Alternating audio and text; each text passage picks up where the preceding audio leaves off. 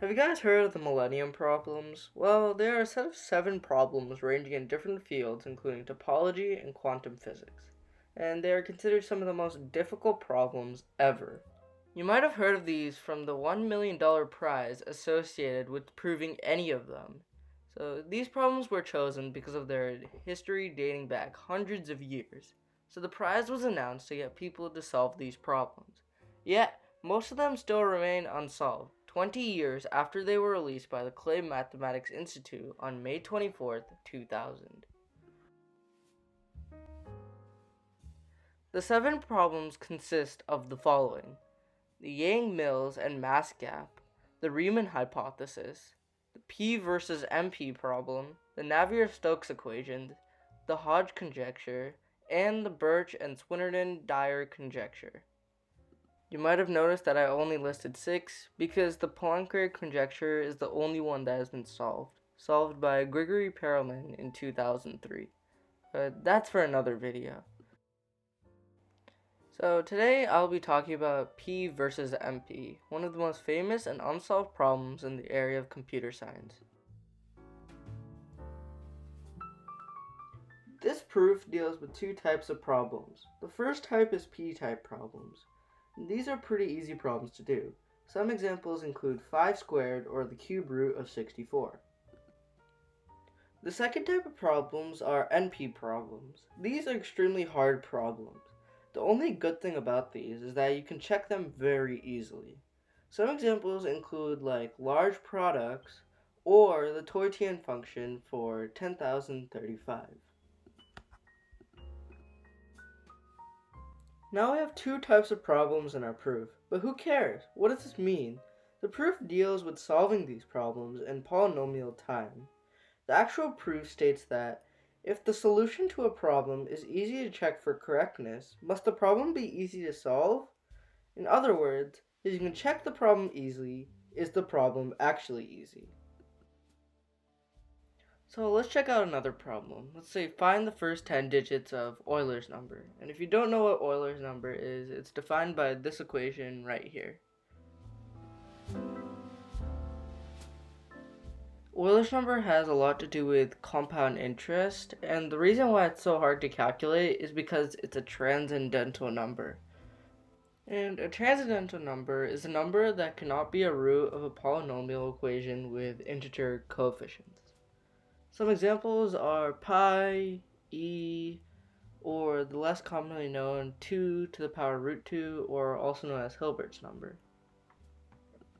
However, transcendental numbers are not to be confused with irrational numbers. For example, the famous square root of 2 is not transcendental because it's defined by x squared minus 2 equals 0. The golden ratio is also not transcendental because it's defined by 1 plus the square root of 5 over 2. So now let's calculate the digits of e. Honestly, it's pretty simple. I used Python to write this script.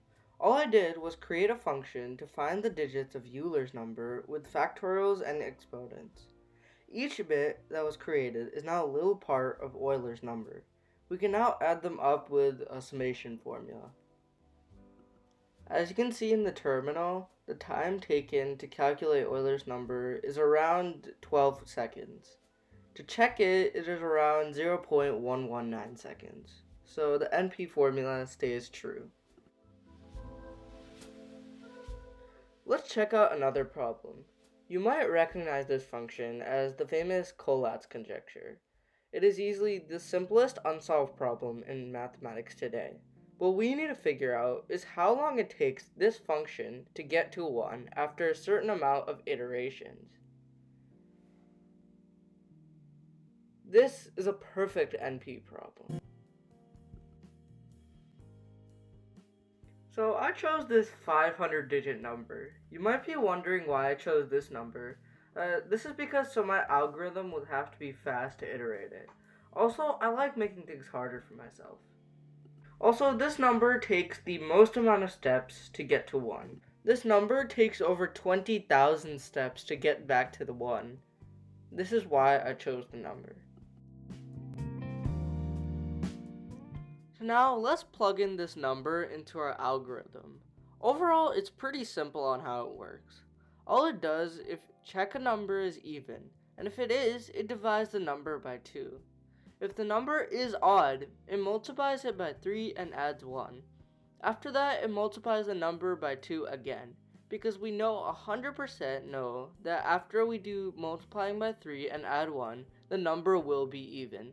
With this, we can drastically improve the efficiency of our algorithm. Unfortunately, we can't graph the 500-digit number because it's too long.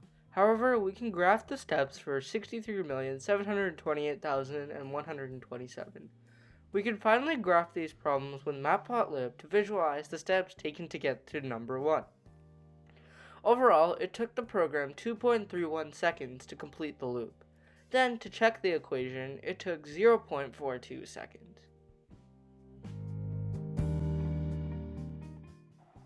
So the proof is asking us, so if we were smart enough, could MP problems become P problems? Like, for example, if we can create some super advanced algorithm that could possibly solve anything, could MP problems become really easy, such as P problems? However, it is widely believed that P is not equal to MP. Regardless, if you can prove either one of them, you're $1 million richer.